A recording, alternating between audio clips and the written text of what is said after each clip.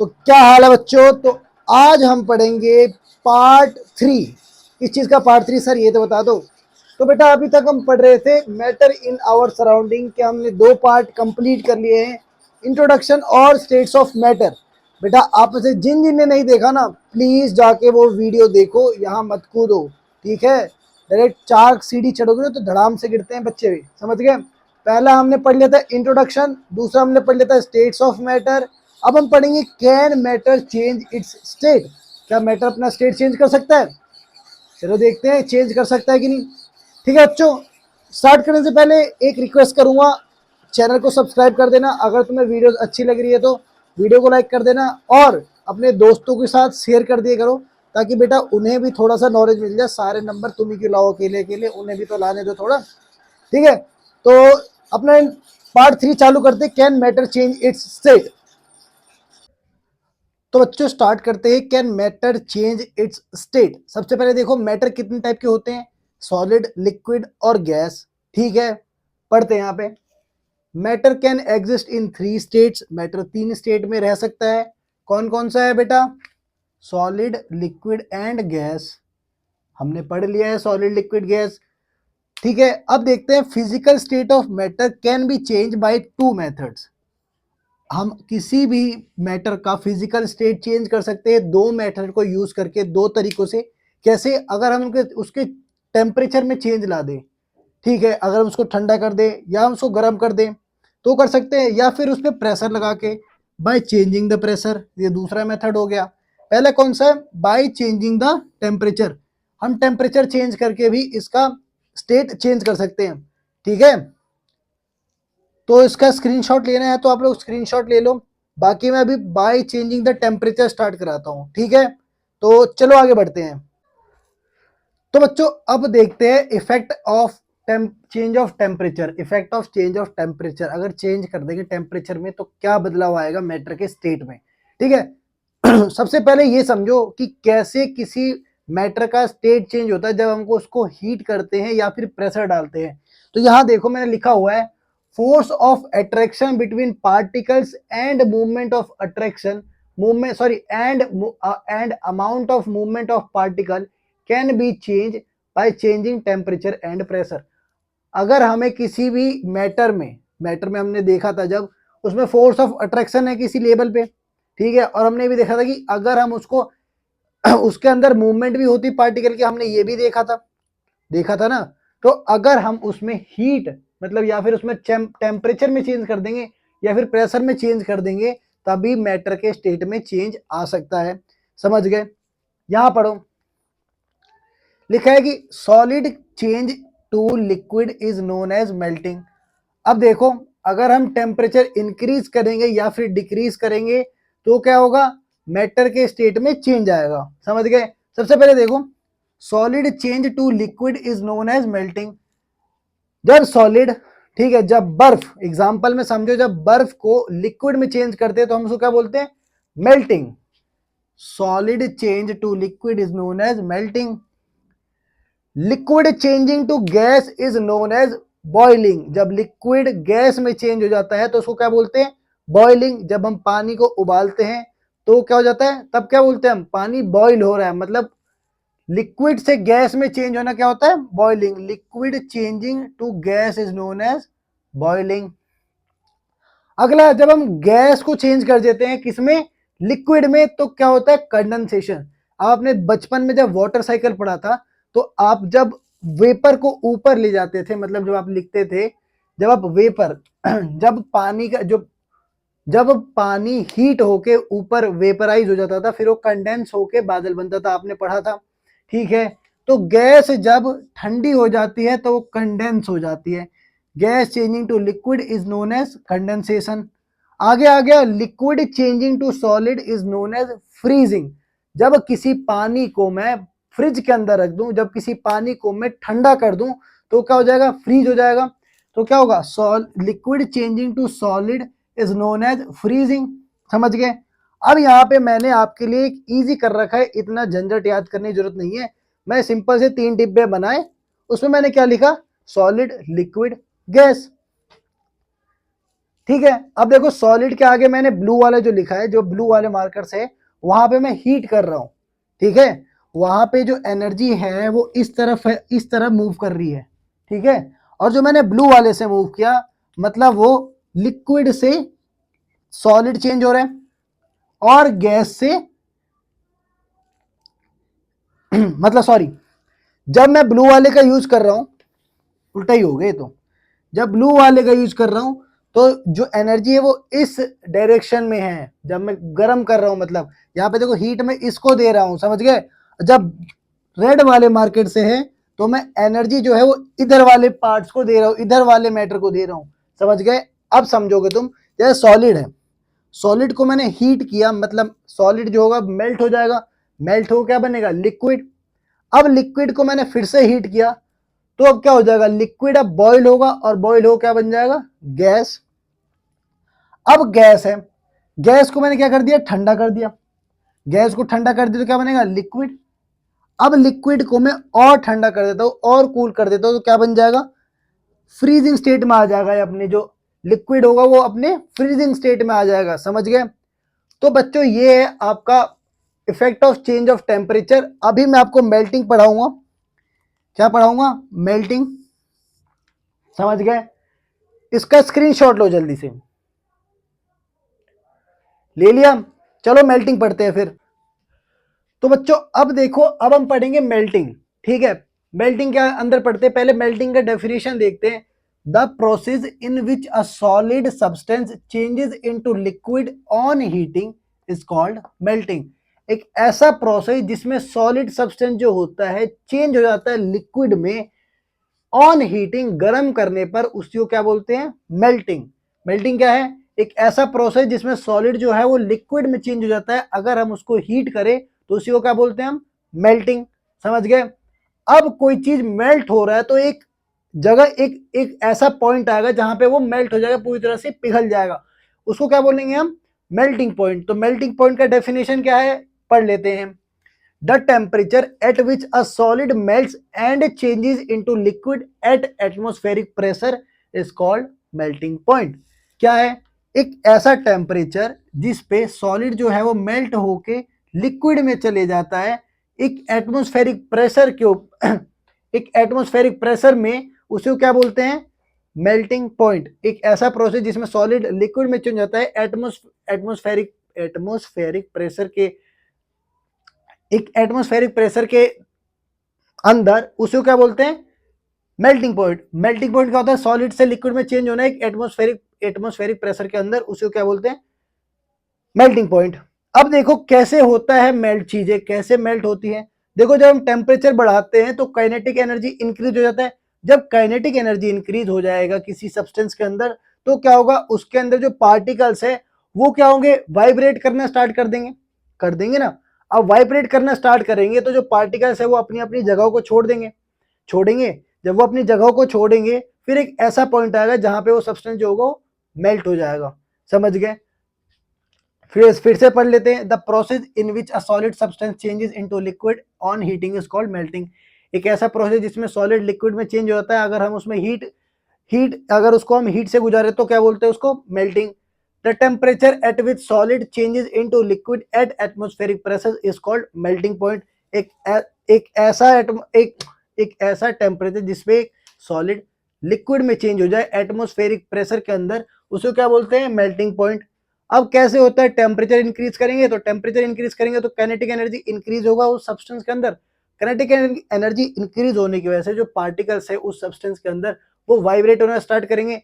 जब वाइब्रेट होना स्टार्ट हो जाएंगे तो क्या होगा, उसके अंदर जो पार्टिकल्स है वो फ्रीली मूव करने लेंगे एक टाइम पे आके, एक टाइम पे फिर एक ऐसा समय आएगा जब वो सब्सटेंस जो होगा वो मेल्ट हो जाएगा, समझ गए। अब आपको यहाँ पे एक क्वेश्चन दे रहा हूं कि सबसे ऐसा एक एलिमेंट बताओ जिसका मेल्टिंग पॉइंट सबसे हाईएस्ट है, समझ गए। ये हो गया। अब हम पढ़ लेते हैं लेटेंट हीट ऑफ फ्यूजन क्या होता है। मेल्टिंग का स्क्रीनशॉट ले लो बच्चों, ले लिया, वेरी गुड। तो चलो पढ़ लेते हैं latent heat of fusion. Latent heat of fusion पढ़ लेते हैं हम लोग। तो बच्चों अब देखते हैं हम लेटेंट हीट क्या होता है। सबसे पहले लेटेंट हीट मैं अगर डेफिनेशन वगैरह पढ़ूं उससे पहले मैं आपको एक एग्जांपल दूंगा जिससे आप लेटेंट हीट समझ जाओगे। ठीक है, देखो जब हम, जैसे आपकी बुक में भी शायद एक एक्सपेरिमेंट होगा, लेकिन मैं आपको बता देता हूँ। जब हम एक, जैसे सॉलिड है, मतलब सॉलिड में क्या है, हमारे पास एक आइस है, जैसे एक आइस है, ठीक है। आइस को जब मैं गर्म करता हूं, जब मैं उसको, जैसे हमने बहुत एक कटोरी ले लिया, ठीक है, कटोरी नहीं लग रही लेकिन कटोरी है, ठीक है। तो अगर हम इसको हीट करेंगे, ठीक है, हीट करते हैं ना, तो इसका जो टेम्परेचर है वो कांस्टेंट रहता है। जब हीट हम रेगुलर दे रहे हैं लेकिन फिर भी जो अंदर है टेम्परेचर वो कांस्टेंट है, ठीक है। तो जो हीट हम दे रहे हैं उसको क्या बोलेंगे, लेटेंट हीट, समझ गए। अगर हम ये सॉलिड के साथ करते, जैसे कोई भी सॉलिड, जैसे आइस है, आइस को अगर मैं लिक्विड में चेंज करता हूं, तो जब हम अगर इसके अंदर में थर्मामीटर डाल के देखूं ना, तो जो टेम्परेचर है वो 0 डिग्री तक रहेगा, जब तक ये आइस पूरी तरीके से मेल्ट नहीं, मतलब पूरी तरीके से लिक्विड में चेंज नहीं हो जाती, ठीक है। अगर सेम मैं लिक्विड के साथ करूं, तो जब पानी होगा, जब पानी बॉयल होना स्टार्ट करेगा, तो उसका जो टेम्परेचर है वो 100 डिग्री पे आके रुक जाएगा, और उसके बाद जो हीट जाएगी वो कहेंगी, वो हो जाएगा लेटेंट हीट ऑफ वेपोराइजेशन, समझ गए। जब टेम्परेचर चेंज नहीं होता लेकिन हम हीट कंटिन्यूअसली देते जा रहे हैं, समझ गए। अब यहाँ पे डेफिनेशन पढ़ो, the amount of energy required to change the state और फेज ऑफ मैटर। जितना भी एनर्जी हमें चाहिए जब स्टेट, जब हम किसी मैटर के स्टेट या फेज को चेंज करते हैं, उसी को क्या बोलते हैं, लेटेंट हीट। अब लेटेंट हीट ऑफ फ्यूजन क्या है, जैसे जब हम सॉलिड से लिक्विड में मैटर को चेंज करते हैं, मैटर का स्टेट जब सॉलिड से लिक्विड में चेंज करते हैं, और जो हीट देते हैं कॉन्स्टेंटली, और उसका जो मास होना चाहिए जो सॉलिड है उसका 1 kg होना चाहिए, समझ गए। तो इसी को क्या बोलते हैं, latent heat of fusion. Latent heat of fusion क्या है, जब हम 1 kg मास वाले किसी सॉलिड सब्सटेंस को लिक्विड में चेंज करें, ठीक है, और उसका टेम्परेचर जो है ना वो उसका टेम्परेचर हम बढ़ाते रहे, लेकिन जो एक्चुअल टेम्परेचर होगा उसके अंदर का, ठीक है, तो वो चेंज ना हो, वो कांस्टेंट रहे, ठीक है, उसी को बोलते हैं लेटेंट हीट ऑफ फ्यूजन। जैसे मैंने क्या किया, मैंने 1 किलो बर्फ ले ली, ठीक है, उसके अंदर थर्मोमीटर डाल दिया और नीचे से मैंने क्या कर दिया, बंसन बर्नर को जला दिया, समझ गया। अब उसके बाद क्या होगा, जब हम थर्मोमीटर में देखेंगे ना, तो जो टेम्परेचर है वो 0 डिग्री तक ही रहेगा, जब तक पूरा आइस जो है 1 kg मेल्ट ना हो जाए, जब तक 1 kg पूरा आइस लिक्विड स्टेट में ना आ जाए, समझ गए। तो the amount of energy required to change 1 kg of solid to its liquid state. जितना भी एनर्जी चाहिए 1 kg ऑफ सॉलिड को लिक्विड स्टेट में चेंज करने के लिए, उसी को क्या बोलते हैं, लेटेंट हीट ऑफ फ्यूजन, समझ गए। अब एक बार फिर से देख लो लेटेंट हीट क्या होती है। जितना भी एनर्जी हम देते हैं किसी मैटर को, चाहे वो सॉलिड हो या फिर वो लिक्विड हो, ठीक है, जितना भी एनर्जी देते हैं सॉलिड या लिक्विड को, ताकि वो अपना स्टेट चेंज कर ले या अपना फेज चेंज कर ले, उसी को क्या बोलते हैं, लेटेंट हीट। अब लेटेंट हीट ऑफ फ्यूजन क्या है, जितना भी हीट एनर्जी देते हैं हम 1 kg ऑफ मास वाले सॉलिड को, ताकि वो अपना स्टेट चेंज करके लिक्विड में हो जाए, उसी को क्या बोलते हैं, लेटेंट हीट ऑफ फ्यूजन। बच्चों एक बात याद रखना, जो टेम्परेचर है इसमें नहीं बढ़ता, समझ गए। जब इसके अंदर हीट देते हैं, जैसे मैंने बताया कि जब हम आइस को मेल्ट करेंगे, तो हम देखेंगे कि जो कटोरी में जो आइस था ना, उसका टेम्परेचर कांस्टेंट रहा 0 डिग्री सेल्सियस तक, जब तक वो पूरी तरीके से क्या हो जाता है, जब पूरी तरीके से अपना स्टेट को चेंज नहीं कर लेता, समझ गए। ये समझ आ गया लेटेंट हीट और लेटेंट हीट ऑफ फ्यूजन। अगर आपको और अच्छे से समझना है बच्चों, तो आप क्या कर सकते हो, आप एक एक्सपेरिमेंट देख सकते हैं यूट्यूब पे जाकर, नाम डाल देना लेटेंट हीट, समझ गए, और साथ में एक्सपेरिमेंट नाम लगा देना, तो आपको उसका एक्सपेरिमेंट भी आ जाएगा, जो मैंने बताया वही वाला आएगा, आइस वाला, समझ गए। अब आगे पढ़ते हैं बॉइलिंग क्या होता है, बॉइलिंग या फिर वेपराइजेशन। इसका स्क्रीनशॉट ले लो। तो बच्चों अब देखते हैं बॉइलिंग या फिर वेपोराइजेशन। सबसे पहले देखो बॉइलिंग मतलब क्या होता है, उबालना, इतना तो आपको पता ही है, और बॉइलिंग का मतलब थोड़ा बहुत आपको पता ही होगी बॉइलिंग होता क्या है, बस लिखने में दिक्कत होगी तो हम लिखवा देते हैं यहाँ पे। बॉइलिंग क्या होता है, the process in which liquid substance changes into gas rapidly on heating is called boiling. एक ऐसा प्रोसेस जिसमें लिक्विड सब्सटेंस गैस में चेंज हो जाता है बहुत ही जल्दी से, उसी को क्या बोलते हैं, boiling. The process in which liquid substance changes into gas rapidly, rapidly मतलब वेरी क्विकली,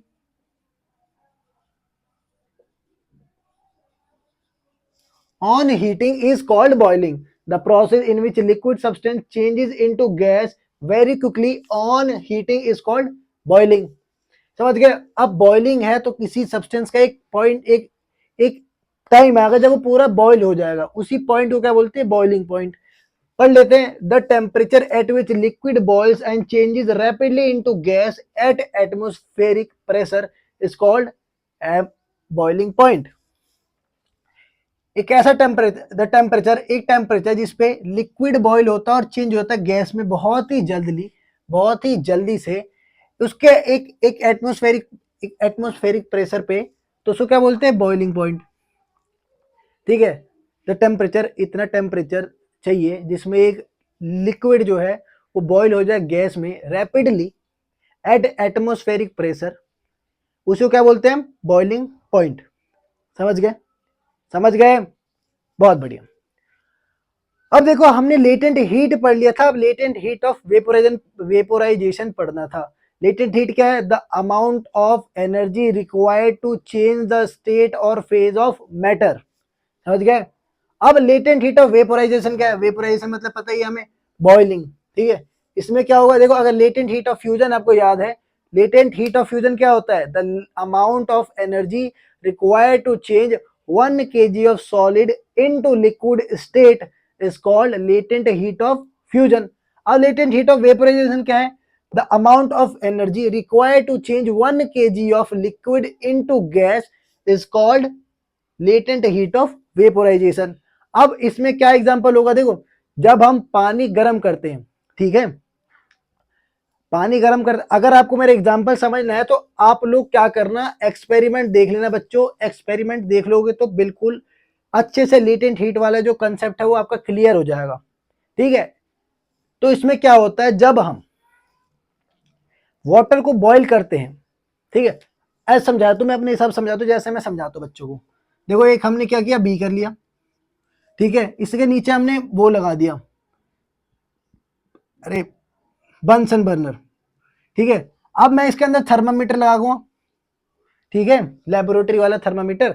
अब इससे मैं चेक करूंगा, तो जब ये बॉईल होने चालू हो जाएगा तो इसका टेम्परेचर जो होगा ना 100 डिग्री सेल्सियस पे ही रुक जाएगा, जब तक ये पूरा सब्सटेंस जो है, जो पूरा लिक्विड जो है, स्टीम फॉर्म में चेंज ना हो जाए. समझ गए? जब ये 100 डिग्री सेल्सियस पे आ गया, ठीक है, अब उसके बाद जो हीट मैं दे रहा हूं, ठीक है, उसको क्या बोलूंगा? Latent heat of vaporisation. समझ गए? बहुत बढ़िया. चलो, अब इसका स्क्रीनशॉट ले लो जल्दी से. ले लिया? तो चलो अब आगे देखते हैं सब्लिमेशन क्या होता है बच्चों. तो बच्चों अब देखते हैं सब्लिमेशन क्या होता है. देखो, सब्लिमेशन क्या होता है? जब सॉलिड डायरेक्टली गैस में चेंज हो जाता है बिना ही लिक्विड स्टेट में आए, उस चीज को क्या बोलते हैं? सब्लिमेशन. ठीक है. आगे देखो यहां पे, the changing of a solid directly into vapour on heating is called sublimation, and changing of vapour into liquid on cooling is known as deposition. समझ गए? जब सॉलिड है वो डायरेक्टली चेंज हो जाता है वेपर में, हम उसको हीट करने पे, उसको क्या बोलते हैं? सब्लिमेशन. सब्लिमेशन क्या होता है? जब सॉलिड डायरेक्टली गैस में चेंज हो जाता है ऑन हीटिंग, उसको गर्म करने पे, तो उसी को क्या बोलते हैं? सब्लिमेशन. सब्लिमेशन क्या है? एक ऐसा प्रोसेस जिसके अंदर जो सॉलिड है वो डायरेक्टली गैस स्टेट में चेंज हो जाता है हीट करने पर, उसी को क्या बोलते हैं? सब्लिमेशन. आगे आ गया डिपोजिशन. क्या होता है? Changing of vapour into solid on cooling is known as deposition. जब वेपर को हम कूल कर दे, मतलब ठंडा कर दे, ठीक है, तो वो डायरेक्टली गैस से सॉलिड में चेंज हो जाएगा, उसी को क्या बोलते हैं? डिपोजिशन. समझ गए? सब्लिमेशन क्या है? जब हम सॉलिड को डायरेक्टली गैस में चेंज कर सके हीट करके, उसी को क्या बोलते हैं? सब्लिमेशन.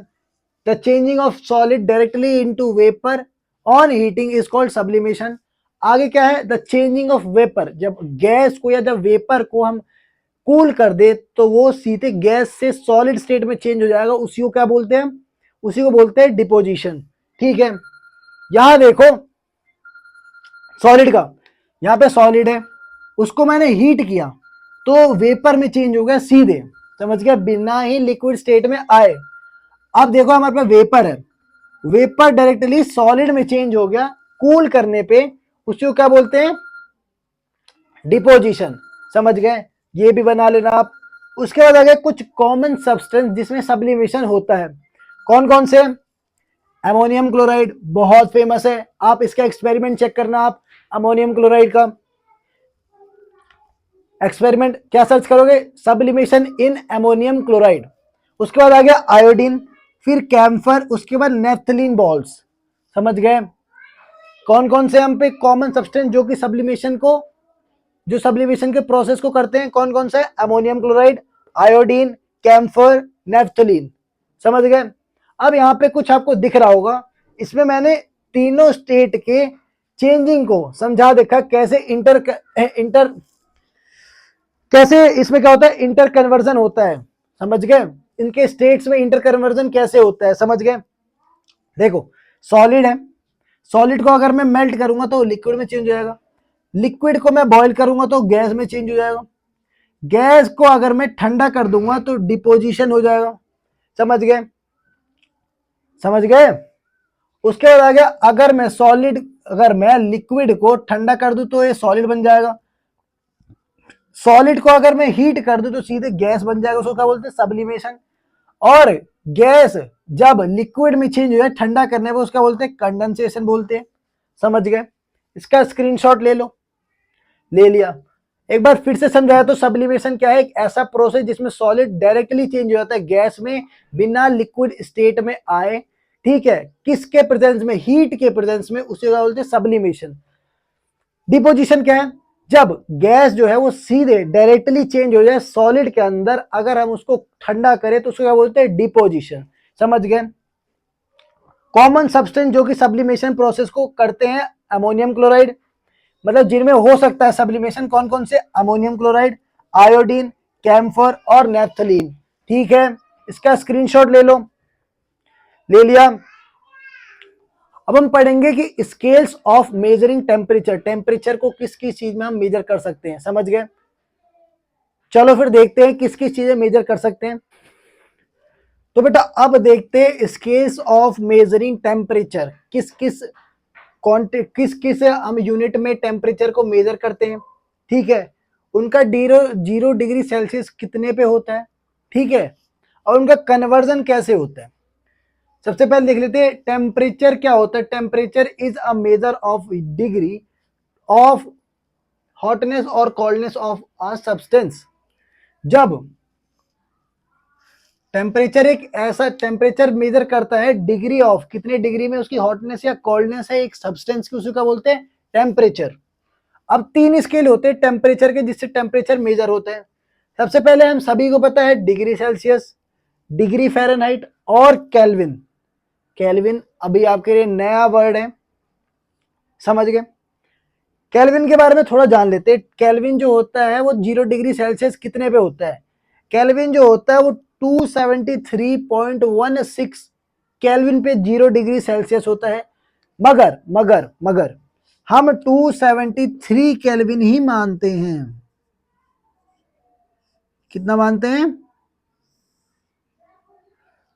क्योंकि ये राउंड ऑफ करके 273 केल्विन आएगा, तो 273 केल्विन पे हम 0 डिग्री सेल्सियस मानते हैं।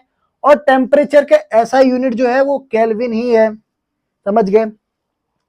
अब लिख लेते हैं फ़ारेनहाइट में कितने डिग्री फ़ारेनहाइट पे 0 डिग्री सेल्सियस होता है। तो देखो 32 डिग्री फ़ारेनहाइट पे 0 डिग्री सेल्सियस होता है। अब कन्वर्जन देख लेते हैं, जब हमें सेल्सियस डिग्री सेल्सियस को फ़ारेनहाइट में चेंज करना हो तो कैसे करेंगे। सबसे पहले ही लिखेंगे फ़ारेनहाइट, कितने डिग्री फ़ारेनहाइट है अपने पास, समझ गए। उसके बाद 5/9 से डिवाइड कर देना, उसके बाद 32 डिग्री माइनस कर देना, तो हमारा आ जाएगा कितनी डिग्री सेल्सियस निकलेगा, ये हमारा आंसर हो जाएगा। उसके बाद आएगा फ़ारेनहाइट। अगर हम डिग्री सेल्सियस दिया है उसको फ़ारेनहाइट में चेंज करना हो तो कैसे करेंगे। देखो Fahrenheit is equal to 9/5 into degree Celsius जितना दिया हुआ है, उसको फिर जो भी आएगा आंसर उसमें 32 ऐड कर दोगे तो हमारा आ जाएगा फ़ारेनहाइट स्केल।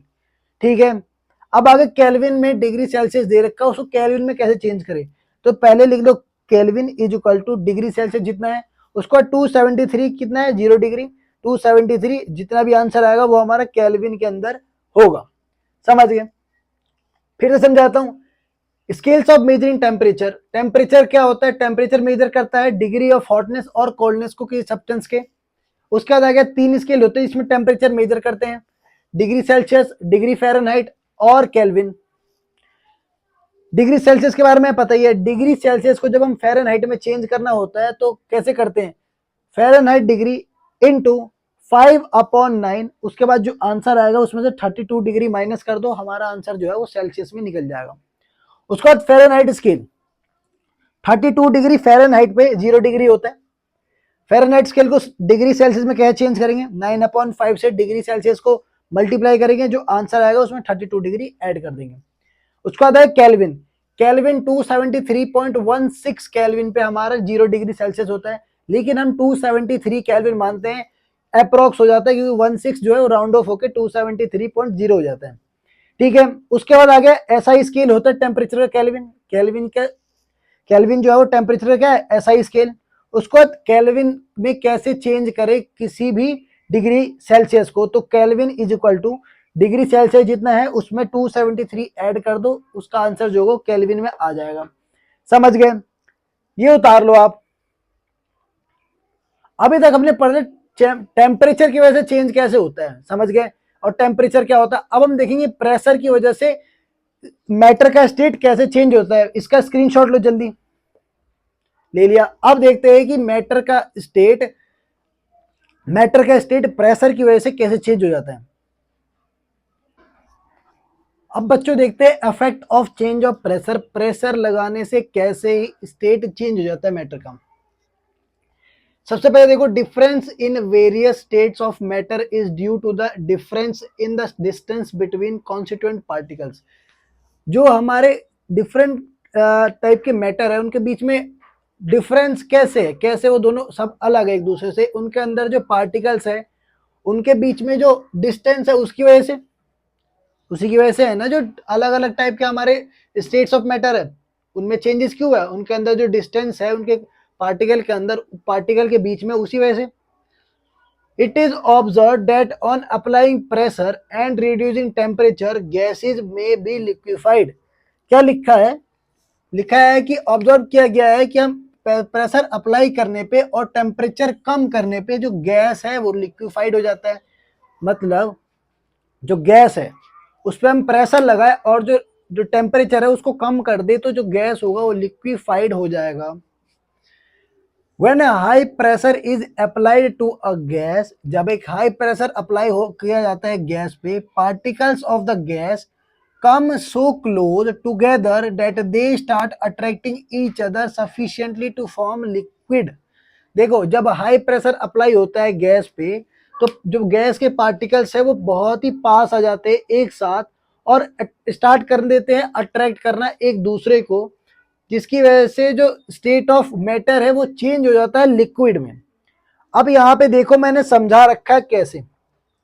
सबसे पहले ये देखो, ये जो है वो सिलेंडर है जो बना हुआ है, उसके बाद ये है पिस्टन जिसकी हेल्प से गैस को प्रेशर दे रहे हैं, गैस पे प्रेशर बना रहे हैं। ठीक है, तो इसमें हम क्या करते हैं, ये देखो पहले कितने दूर थे गैस के पार्टिकल्स, फिर हमने इसको कंप्रेस किया और ठंडा किया तो क्या हुआ, कंप्रेस और ठंडा करने के बाद देखो पार्टिकल्स पास आ गए, फिर हमने कंप्रेस किया और ठंडा किया तो देखो पार्टिकल्स इतने पास आ गए कि वो जो पार्टिकल्स है वो लिक्विफाइड हो चुके हैं, लिक्विड स्टेट में चेंज हो गए हैं। समझ गए? इसका स्क्रीनशॉट लो कि प्रेशर के इफेक्ट की वजह से स्टेट ऑफ मैटर में क्या चेंज आता है। समझ गए? तो बेटा अब हम देख लेते हैं डिग्री सेल्सियस से फ़ारेनहाइट में कैसे चेंज करेंगे, फ़ारेनहाइट से डिग्री सेल्सियस में, और केल्विन वाला कंसेप्ट डिग्री सेल्सियस को केल्विन में कैसे चेंज करें। ठीक है, वो हमारा लास्ट टॉपिक है, can matter change it's state का। इसका स्क्रीनशॉट ले लिया, वेरी गुड। अब हम 3-4 क्वेश्चन सॉल्व कर लेते हैं जिसकी वजह से आपको समझ आ जाएगा। समझ गए? चलो फिर वो कर लेते हैं। ओके, तो बेटा अब देखते हैं conversion of different scale of temperature. देखो मैंने एक क्वेश्चन दे रखा है फ़ारेनहाइट वाला, इसको मैं डिग्री सेल्सियस में चेंज करूंगा, यहां मैंने डिग्री सेल्सियस दे रखा है, इसको फ़ारेनहाइट में चेंज करूंगा, फिर इसी को मैं केल्विन में चेंज करूंगा। देख लो पहले कितना दे रखा है, 81 degree Fahrenheit. Marker change, yes sir, ठीक है। तो फॉर्मूला क्या है डिग्री सेल्सियस का, 5/9 into degree Fahrenheit minus 32 degree. यही है, कोई दिक्कत नहीं होनी चाहिए। Degree Celsius is equal to 5/9 into 81 minus 32, 81, ठीक है। यहाँ पे क्या बच गया हमारे पास, 5 इंटू 9 माइनस 32 डिग्री, क्या आएगा 5 9 जा 45 माइनस 32 डिग्री, क्या आएगा आंसर, 45 में 32 घटाओ कितना आएगा, 5 में 2 गया 3, 4 में से 3 गया 1, 13 डिग्री फ़ारेनहाइट कितना आएगा, कितने, सॉरी 13 डिग्री सेल्सियस कितना आएगा, 13 डिग्री सेल्सियस। समझ गए। ये हमारे देखो कैसे किया हमने, फॉर्मूला डाला, डिग्री सेल्सियस में चेंज कर रहा हूँ, 5/9 इंटू जितना भी फ़ारेनहाइट में 81 फ़ारेनहाइट था, तो मैंने 9 से 81 को काट दिया, 9 टाइम्स में माइनस 32 डिग्री था यहाँ पे। अब 9 और 5 को मल्टीप्लाई कर लो और 32 डिग्री को माइनस कर लो, इन दोनों को ऐड करके क्या है 45 डिग्री, और इसको माइनस किया फिर 32 डिग्री को क्या आया 13 डिग्री सेल्सियस। 32 डिग्री को 45 से माइनस किया तो क्या आया 13 डिग्री सेल्सियस। समझ गए। चलो अब हम कर लेते हैं डिग्री सेल्सियस को किसमें, फ़ारेनहाइट में चेंज। कोई दिक्कत बच्चों नहीं, क्या कह रहे हो सर, क्या दिक्कत आएगी आपके होते हुए, हैं ऐसी बात है, कोई दिक्कत नहीं, सही बताओ, नहीं है तो सवाल कर लेते हैं। Degree Fahrenheit is equal to 9/5 into कितना है 35 डिग्री प्लस 32 डिग्री, काट दो 5 7 जा 35, 7 degree Fahrenheit is equal to 9 7 जा 63 प्लस 32 डिग्री, ये भी डिग्री, दोनों को ऐड कर दो, क्या आएगा ऐड करके 9 + 2 5 6 + 3 9, 95 डिग्री फ़ारेनहाइट आंसर आ गया। कितना है 95 डिग्री फ़ारेनहाइट। कोई दिक्कत बच्चों, कोई दिक्कत नहीं होनी चाहिए। चलो अब हम केल्विन में चेंज कर लेते हैं। क्या यार क्या कराओगे तुम लोग मेरे से, हैं ऐसे, अब तुम रहने दो यार, तुमसे नहीं होगा। चलो केल्विन का फॉर्मूला क्या है, degree Celsius plus 273, kelvin is equal to degree Celsius कितना है 35 डिग्री प्लस 273, ऐड कर लो 5 + 3 8, 7 + 3 10 का 0 कैरी 1, 3 + 1 2 + 1 3, 308 केल्विन आएगा। देखा मैं कितना इंटेलिजेंट हूं, हो गया, कोई दिक्कत नहीं। तो बेटा यहाँ पे हमारा तीसरा पार्ट खत्म हो गया है, बड़े ही प्यार से पढ़ा तुम लोगों ने। और अगर अभी तक तुम इस पार्ट को यहाँ तक देख रहे हो ना बच्चों, तो बहुत बहुत बधाई हो, तुम लोगों ने कुछ ना कुछ नॉलेज तो प्राप्त किया ही है, खाली हाथ नहीं जा रहे हो, बाकियों की तरह शॉर्ट्स को स्क्रॉल नहीं कर रहे हो, रील स्क्रॉल नहीं कर रहे हो, कुछ नॉलेज गेन कर रहे हो। ठीक है बेटा, इसको मिटा दूं, ठीक है। अब बेटा जाने से पहले मेरी एक रिक्वेस्ट है आप सबसे, अगर आप क्लास 9th के स्टूडेंट है तो इस वीडियो को अपने ग्रुप में फॉरवर्ड कर दो, ताकि आपके साथ के बच्चे भी थोड़ा सा ये जो हम नॉलेज प्रोवाइड कर रहे हैं फ्री में, उसको गेन कर पाए, उसका जो कुछ प्रॉफिट ले पाए। समझ गए, समझे। चलो तो वीडियो बोल रहा हूं, तो बेटा अगले वीडियो मिलते हैं, तब तक के लिए जय हिंद।